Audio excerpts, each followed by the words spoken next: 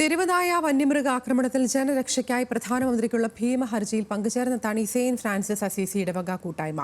പ്രധാനമന്ത്രിക്ക് സമർപ്പിക്കുന്ന 50 ലക്ഷം പേരുടെ ഭീമ ഹർജിയിലാണ് ഇടവക കൂട്ടായ്മ പങ്കുചേർന്നത്.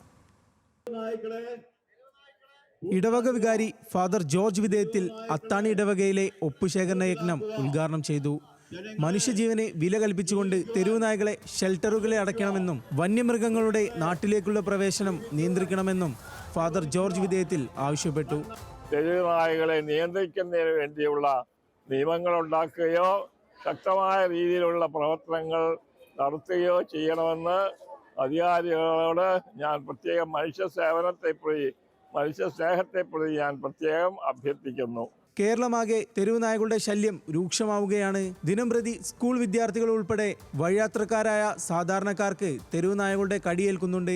കേരളത്തിലെ വനയോര മേഖലകളിൽ വന്യമൃഗങ്ങൾ ഇറങ്ങി ജനങ്ങളെ ആക്രമിക്കുന്നതും കൃഷി നശിപ്പിക്കുന്നതും ദിനംപ്രതി വർദ്ധിച്ചു വരികയാണ്.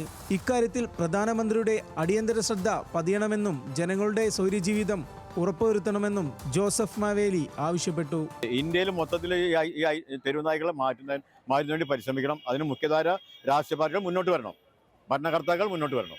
വരും ദിവസങ്ങളിൽ കേരളത്തിലെ വിവിധ മേഖലകളിലെ ജനങ്ങളെ ഉൾപ്പെടുത്തി 50 ലക്ഷം പേരുടെ ഒപ്പ് സമീകരിച്ച് ഭീമ ഹർജിയാക്കി പ്രധാനമന്ത്രിക്ക് സമർപ്പിക്കുകയാണ് തെരുവുനായ വിമുക്ത കേരള സംഘത്തിന്റെ ലക്ഷ്യം.